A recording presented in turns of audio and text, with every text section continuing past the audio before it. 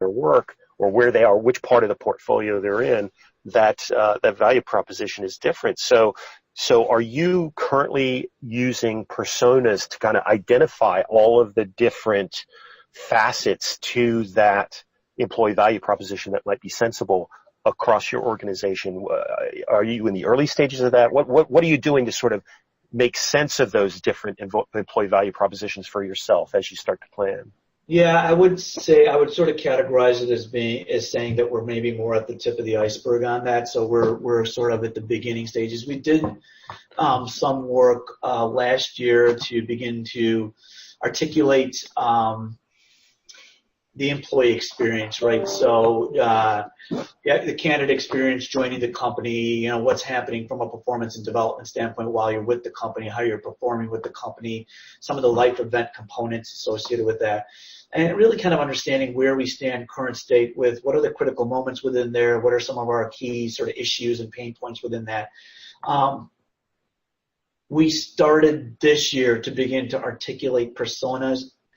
I think we're still at more of a generic stage around those, and what I mean by that is articulating personas based on our current sort of, I'll say our current career hierarchies.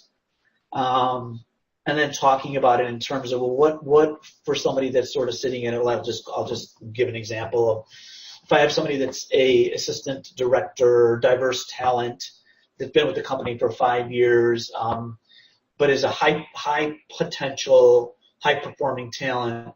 What does that experience need to look like in a differentiated manner than somebody that is a solid talent, but doesn't have the accelerated potential. So we're kind of at that stage of persona development. I think we need to get to sort of more of the detailed stages of really understanding from a capability mix what the different insights are, and really getting to what does this look like for engineering talent? What does it look like differently for finance talent? What does it look like for people that are coming into our call center environment? What does it look like for folks that are interacting with our field organization? I think we need to do not just sort of career level personas, but we need to do discipline-based personas as well, if that makes sense. Yeah. I was talking to a company a little while back where they gave me some insight into their approach. You can imagine the consulting two by two, right? So you got these four boxes, and they said, what we wanted to do is we wanted to look at our talent and say, okay, clearly our business is changing. And however capable and the contribution that certain groups of jobs have done for us, they're becoming non-core to our business, and it's just the unfortunate reality of it. So they had that box where they said, this is non-core talent that we have to help in some way, either to reskill, move into different roles, or what have you. Then they had this other box where they said, okay, this is core talent, but its impact, it's critical to the business, it's important to what we're doing, but its impact is mostly internal. In other words, most people outside of the organization won't ever see the impact. They wouldn't be able to identify it as being delivered by this group. And then they moved up the strategic change to a group of a category of talent that they called requisite talent.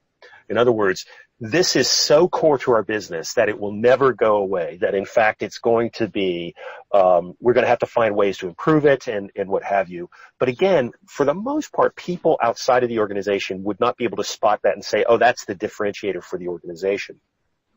And then they had truly what they called strategic talent, which was the group that literally quite powerfully, both internally and externally, people could see the criticality of that role.